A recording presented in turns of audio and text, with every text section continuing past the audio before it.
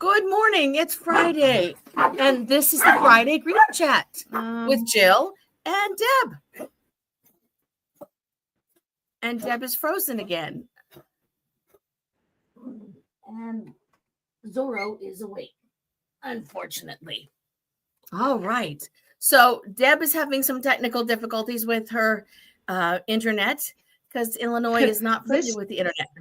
This is the Friday. I'm back. You're back. So welcome back. Oh, sorry. It has been a busy week, and right this moment, shout out to my daughter Carrie and Stacy. Stacy's taking Carrie to the airport with my mom's cat Bella, which is the last part of my mom connecting. And Bella is going to go live with my mom's sister Kay and her husband Clint. So Bella's going to get back to living with the senior citizen couple, which is what Bella has wanted all along. So good thoughts, everyone, because flying with an angry 15-year-old cat is not easy. No, not at all. Living with an 8-year-old cat isn't all that easy either. No, it's not. And when we have losses that follow, and we're all about grief and loss around here. And we got lots to talk about this week. Deb, you said you wanted to talk about natural disasters.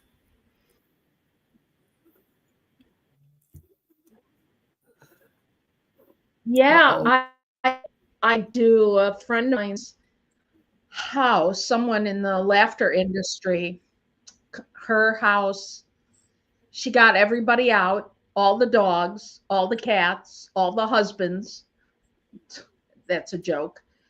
Well, she did get her husband out and the fiance of her son and their dogs, and the house is a total loss. Oh my goodness. I'm thinking back. Now that's one, I know. And Red Cross paid for their medicines, because when you lose your medicine and everything, right. And then she's going to someplace. She lives in Tennessee. She's going someplace where, there we are. Can you hear me now? Yes. She lives in Tennessee. Can you hear me now? Yes. She lives in Tennessee, and she has to get, all her, everything from Costco to a driver's license, all these things. Right. And then the church is, putting her up. And so you're sort of, you're in such shock. You're in the mercy of, you're at the mercy of whoever can fill your immediate needs now. And I think about, remember when there was those huge storms and the tree went through the church roof, and I was disoriented. Like, this is something, it was such a weird sight. I was disoriented. And I remember talking to someone, people do this. Oh, I've been through tornadoes. We lost our house. No big deal. And you want to slap them, but you're still disoriented. Right. And I think about the floods where everybody lost, either whether it was Texas. I'm not even talking loss of life. I'm talking loss of your possessions. Loss of the life you memory. Live. Right. It's loss of the life you live. Yes. And it's such an it's beyond an inconvenience. It is disorientation, because the life you live, we all, and I will say all, take for granted different parts of it. We take for granted our car will be there the next day. We take for granted that our house will still be standing the next day. We take for granted that, our pets will greet us in the morning or ask for food, depending if you're a dog or a cat. Or be safe in our house while we go to work. Not that our house will flood away or burn up in our absence. That's right. This might sound really weird, but we take for granted our routines, that the sun physically will rise up and the sun physically will set. Right. And so Jill, I guess I'm asking, what advice, what suggestions do you give your clients when there is a disruption in that disaster? What do you say to them? I've worked with a lot of people. I've worked with a lot of people who've been through fires in particular. And it's not at all unusual, unfortunately, out in Southern California. It's funny that someone who has been through a fire and lost everything, for the first 10 years or so, it becomes a defining piece of who they are. And after that, it becomes, oh, yeah, well, we don't have those pictures anymore because we lost our house and everything in it. And so it's all gone. But first, it's like any other mass disaster. You need to find safety. You need to get the basic stuff of life together, the meds, the pet food, underwear for tomorrow, without an ATM card to buy it. In some flood zones, people lose their businesses too, or they lose their job because the job floated away or burned up as well. We actually have a massive fire right now on the LA County, Ventura County line right now. And there are, as far as I know, buildings being burned. And we have a couple in our county as well. And then we talk about the first month is just trying to figure out which end is up, getting a sleep routine back, starting to eat something other than takeout food. In a large disaster, trying to find new housing is next to impossible because the housing stock is gone. And so then you lose your neighborhood and you lose your neighbors and you lose friends. And some people fly off to family far away and just never come back. And so hopefully that friend network stretches, but sometimes it snaps. Houses of worship can disappear, and that's a connection that you also lose. So it's finding reconnection. It's giving yourself so much grace. We talk about humor, grace, and grief. It's giving yourself so much grace and letting yourself laugh and not allowing others to stare at you like you're crazy when you do laugh or cry. Because like with any loss, there are so many tears. When you go to grab for, you're going to make an omelet. I had one client, I went to make an omelet and my omelet pan doesn't exist anymore. And that omelet pan belonged to my grandmother. And it's the only pan I've ever made omelets in. Right? It's that kind of stuff. And then for things like pictures, I'm a picture person. You reach out to people who might have the same pictures or pictures of the same events. You go online and look to see what you posted. And that is the beauty of social media. If you are a poster, you've got some pictures. Whereas if you're not, you may not. And then it's a whole, do I try to recreate life as it was? Or do I decide this is the time to do it differently? I have a not insignificant number of disaster survivor clients who have become minimalists. They were overstuffed couches and now they're Scandinavian light, right? And they just want to keep it simple and concentrate on relationships and their pets. What do you suggest to folks, Deb? Well,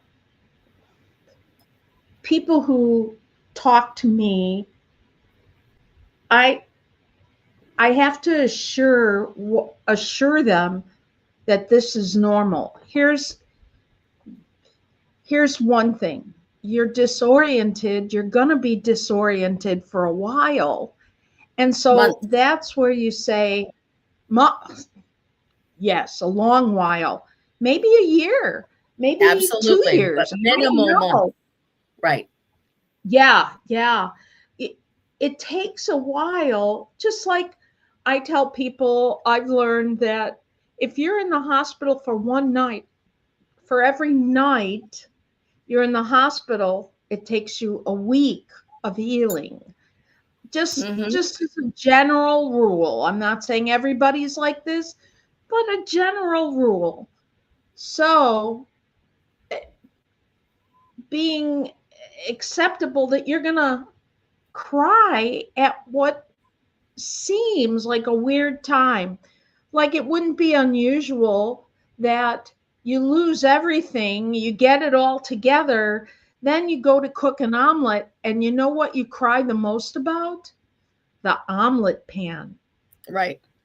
That's like it's your stuff. And well-meaning people say it's just stuff. I'm glad you're okay. And that's not a horrible thing to say, but focusing on I'm glad you're okay rather than it's just stuff, because they don't need any chiding about their feelings right now. That is not helping. Saying I'm glad you're okay. I'm so glad you're still here. Yes. And even saying it could have been worse. That's a little on the maybe you didn't need to say that. So, and I've made this mistake many times where I remember somebody else that lost a lot of stuff, or they were in a fire, or lightning struck their house, or a mudslide, or earthquake, right? You just, I might say, oh, I remember when, I'm going to use my family, my Aunt Sandy was in an earthquake. And a lot of her favorite tchotchkes died. Well, that's good that you can relate. Timing is everything. Right. And so maybe it wasn't the best time to say that, or the other people really want to know more. How did she get through that? And really, you take it one mini crisis at a time, because everything that you finally discover that you lost comes around. And then it keeps going. I've had people who've lost everything in fires, and then 2 years later, spouse died. And so they didn't have time to remake all the pictures. They have 2 years of pictures. And it was before social media, so there were no pictures posted.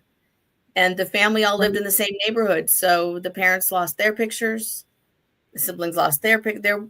There was nothing left. We finally reached out to aunts and uncles to get a few more. But there's so many compounded losses that come up later. Yeah. And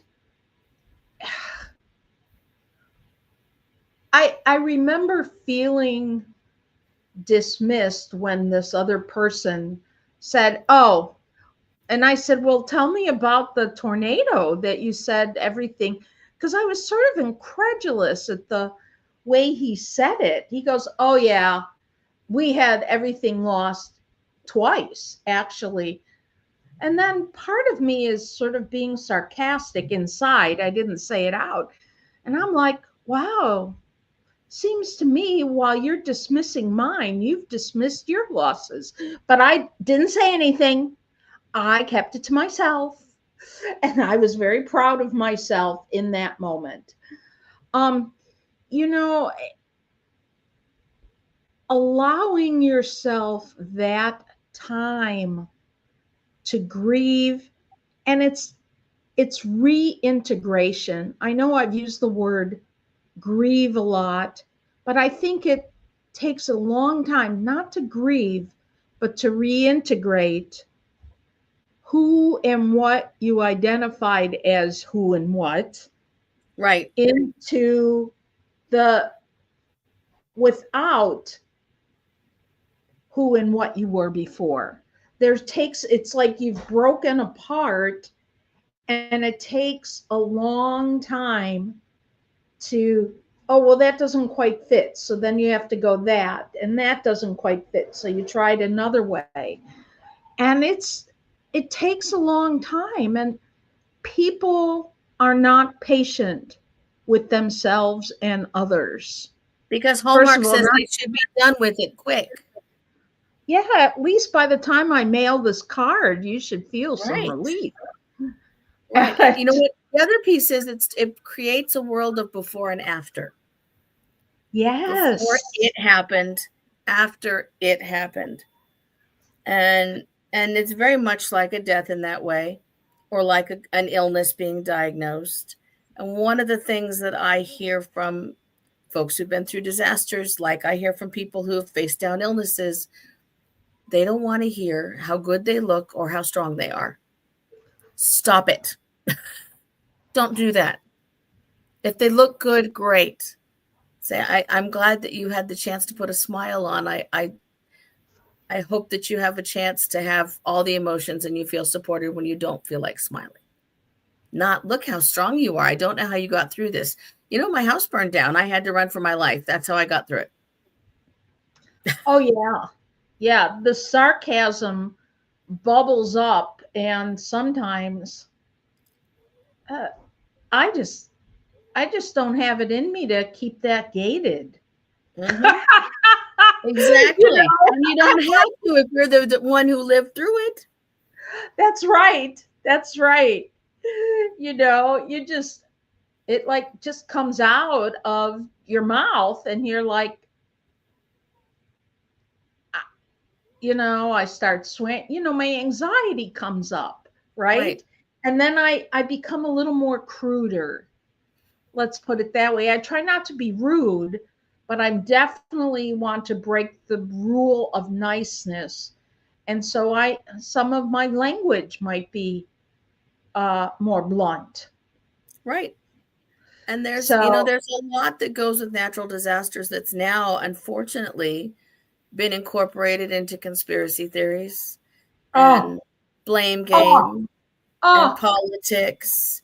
And your disaster isn't as important as my disaster because you live in a higher end area than I do, but I feel guilty because somebody in a lower end got hit as hard. And they stop it. Like with all losses, we don't compare. When you lose your house in your neighborhood, you lose your house in your neighborhood. Period. End of statement. You know, they go, well, that's some karma. I want to say, shut up, bitch. Right. Yeah, I'm sorry. It's not karma. It's water from the sky. And nobody seeded the clouds to make it happen. Oh, wait. And there are no lasers. And the forest doesn't need to be raked. Jews. Right. And we don't need to rake forests because that doesn't help things. We actually need the stuff on the ground of the forest to keep the moisture in, folks. We like it when the forest has stuff on the ground. We do need controlled burns, but even those are misunderstood. So it's become this almost overwhelming, like, how are we supposed to do this and get through all the nonsense that gets piled on top when what we need to be doing is supporting anyone who's faced it. Yeah. That's just all there is. I laugh sarcastically when certain politicians, if you're in a leadership role, whatever it is, could you give more facts than saying their space lasers seeded the clouds and it's the Jews' fault? That's one. Number two, another one is, and I it still gets said, it's because of all the gay people. God's angry. Mm-hmm. Number three, you know, can you just say, can you not say, oh, well, that church practices black magic? You don't know that. And they deserve that to happen to them.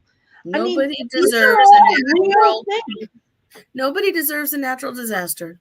Nobody should have to live through one. And if you know someone who has, don't take them used clothes. Get them a gift card to a store that is still open and let them go get what they need to get so that you're not choosing for them, and get them gift cards for comfort food restaurants. Yes. Because McDonald's doesn't do it. But, maybe it's Cracker Barrel, maybe it's one of the others, maybe it's a local one that's trying to stay open in a disaster zone. Mm-hmm. When they are settled into an Airbnb, bring them a cooked meal. Mm-hmm.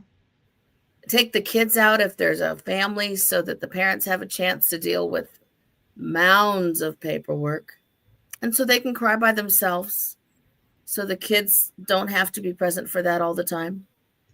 Right? Usually Red Cross provides, here's the immediate stuff. One, just like my friend said, they got their medicines right away. So that routine doesn't have to be broken and have its own side effects. Two, they needed a place to stay. So their church put them up someplace, whatever. They're going to need everything from toothbrushes, toothpaste, towels, soap, things like that. They don't and need if there's a senior, they may need senior care supplies. If there's a baby, diapers are missing. Everyone else is replacing their stuff too. Yes. All right. Trying to find formula after a disaster. Oh, heaven help you. And distilled water. Distilled water for a CPAP. CPAP is now known as a medicine, so hopefully within the week. But I can tell you, those that have severe sleep apnea, I have moderate sleep apnea, 2 days without a CPAP, I should not be driving. Right. Right. And if it's a family that's got a hospice patient, then they're going to end up at the hospital so that person can be guaranteed oxygen. That's right. And then they've got the added stress. There's so many layers to natural disasters. Right. So many layers. Or even just a simple house fire. Right. Or someone lives in the South and a sinkhole opens up, or whatever it is. There's so many ways. I know in Switzerland, they've had big floods because of glaciers letting go. Right? It's everywhere. And then you want to say, oh, insurance will take care of that. Not necessarily. No, when there was a tornado that wiped out two towns here, the paperwork and then the pictures, and then let's say it was 6 months to a year before they saw any money from this. Mm-hmm. And they still needed, oh no, you could salvage the, oh, hi, Brittany. The survivor inspiration is too much. Absolutely. That's right. I mean, they think you can salvage a dishwasher if you just clean it up. Well, there's no guarantee and all this stuff. And so they argue about these little things that are like, why aren't you declaring this a total loss? Because they cannot. There has to be. It's a terrible process. And if you live in a state that doesn't take care of its people, then they will allow the insurance companies to jerk you around, which I've seen with friends in Florida who were flooded not once but twice last year. Yes. And it's been atrocious for them. We live in a fire zone. If we lose our home to fire, we have fire insurance. It will never cover the cost of a replacement home. We'll be taking out a mortgage for $200,000 minimum, because that's the way the insurance companies operate. And again, that's a dividing factor. And that's a hard thing. And it's a blame of, why didn't you? there's so much that isn't involved in just how can I support you? Let me think of some ways and give you some options so you don't have to think of them, which is very much like other losses. Not what do you need? It's do you want lasagna or a tray of tacos? Right? Do you have any food allergies?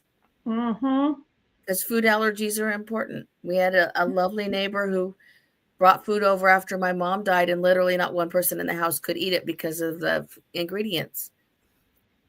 So we passed it on and we were grateful, but ask about the allergies. Yes. Right. What can you do to serve them, not serve yourself, to make yourself feel better? What kind of food does your pet eat? Tell me the brand and their favorite flavor, because any dog food doesn't work. If you have dogs, you can't change their dog food because bad things happen. Right. Let me go get you a box of dog pads.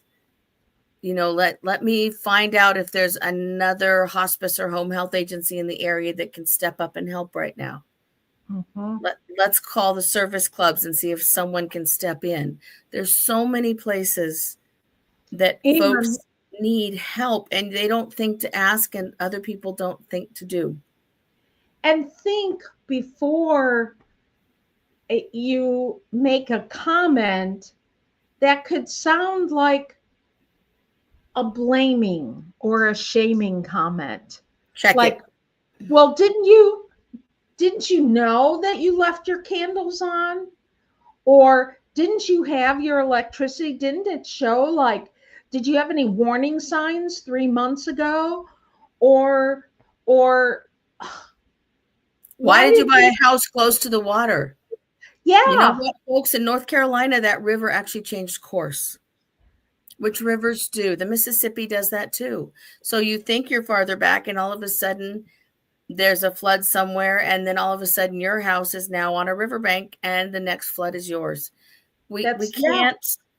I live on the San Andreas fault line. It's 3 miles from my house as the crow flies. I am 10 miles from a branch of the San Gorgonio fault line. Those are the 2 biggest fault lines in all of the Southland, and they're active right now. You can't build a house in California and not be on a fault line. You can't. Right. And the deductible for an earthquake policy, do you know what it is? I'm going to say 1,000, 2,000. 10% of the value of the structure. Oh my goodness. And for that, you pay $2,000 to $3,000 a year. So most people don't take that gamble and they just go without, because by the time you pay for the policy and the deductible, you've paid for the policy. Yes, absolutely. Right? So there's so much that goes on behind the scenes, and we have a lot of natural disasters happening right now. And we don't, unfortunately, in this country, have help from the federal agencies that used to be helpful.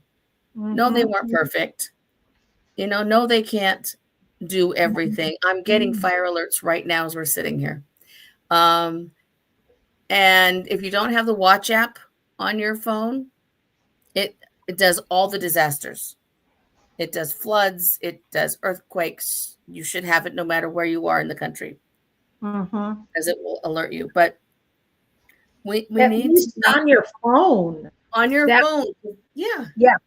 Yeah. But we need to be kinder, and we've lost that. And so if we can step up and not expect survivors to be the inspirations, but expect us to be the quiet ones working behind the scene without thanks. That's right. We unlike our dear leader, we don't need to be thanked for what we do when people are in a bad spot. We just do. No. We just need to be and do. And if you're in an area that's not hit by a disaster and you can run to a discount store and ship someone 10 cases of Depends for mom, then do so. Because it's going to be hard to find them. My friend, I said, where can I send? She goes, after Saturday, we'll have a better idea of where we are landing. Don't send anything now because we don't have an address. Exactly.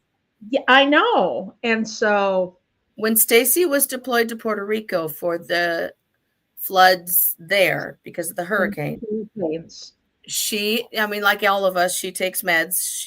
We were at the end of that 30-day thing, and our Kaiser doctor refused to refill anything early. Nope, it has to be on day 30. And the doctor even said, you will have to, get them where you're going. And I was like, she's going to a territory that doesn't have that electricity or water. They're getting 2 planes in a week. And they said, well, you'll have to mail them. There's no mail service. Right? There's no understanding if you're not someone who's familiar with it. But we've got so many areas of this country where people are familiar with it. Maybe we could ask people to post some thoughts about how they got through things and what things were helpful for them so that others can see that and do that for their friends. Right. I think, yes. So we can repost this on our pages and let people know. And let people know they're not isolated. They're not alone. They don't need to do this in isolation and loneliness. And there's absolutely nothing wrong with reaching out and saying, I need a case of Diet Coke or I'm going to die. Right? And it's a sense of humor, but it's a sense of I need something normal. Right. Exactly. Does anybody have a chocolate chip cookie? Right. Exactly. And, and I think the classic I Need My Comfort is when we had the Paradise fires here a few years ago, which were truly horrific. There was no time to get out. Everybody who died was trying to escape. And then all the fire people responded, and they still battled and battled and battled. And one little boy was at the store with his grandma, and she was getting water and granola bars. They had a budget for doing nice things for people in bad moments. And she was teaching him how to do that. And he saw a little stuffy. And I can't remember which green creature it was that everybody loves. And he said, no, they need that, Grandma. And she said, no, they need water and granola bars. And he said, other people are buying that. They need this. They're sad. They need something to hold on to. They're afraid. They need something to hold on to. So she budgeted. She got less of the other stuff. She got the stuffy. They took it to the fire disaster line. He handed it to the closest fireman and said, this is to make you feel better. Do you remember that? That little creature got dressed up by the fire crews. And that little creature took his picture through about 7 different fire disaster zones. And he did sleep with firemen who had lost their homes and had lost their pets and had lost family members and were still out on the lines. And that little creature went on fire trucks because we need the things that are comfort when things are tough. We need the things that can bring a smile for a moment. And not to make people have to be some of those firemen who lost loved ones and homes, then they splashed their pictures all over the place. They needed some privacy. They needed to grieve in privacy with their fire crew friends. Yeah. Because that's their family. And they didn't get that. So let's give people that. When you give people just even a moment to breathe, whether you do that with a little stuffy, whether you do that with a package of Oreos that you bought on sale, whether you bought them, a Harry Potter trinket, whether you bring them a piece of jewelry, whether you replace tons of diapers or a special blanket, it just gives people that moment to go, your shoulders go down, they breathe out, and then they say thank you. And they're done. Their brain is full of cotton. They're not able to think. They're disoriented. But just that one moment gives them a moment of peace. And Yes, if you yes. have helped your fellow person do that, you've done good. That's all you have to do. Absolutely. Yeah. All right. So everyone, we want you all to have a good weekend and to take care of yourself. Take care of those around you who are in need. Do it silently if you can be one of those little angels that creeps around and does little gremlin things to be nice. Be grateful for what we have. Take care of those who are facing hard times. And find some humor and some grace in the grief. Breathing is good. Not breathing is not good. Be glad you're on this side of the dirt, folks, and That's right. have a good strong cup of coffee to remind yourself. There's always something to be grateful for, and it's usually coffee. Well, you don't get any argument from me there. Right. We'll see everybody next week right here. That sounds great. Bye-bye, everyone. Bye, everybody.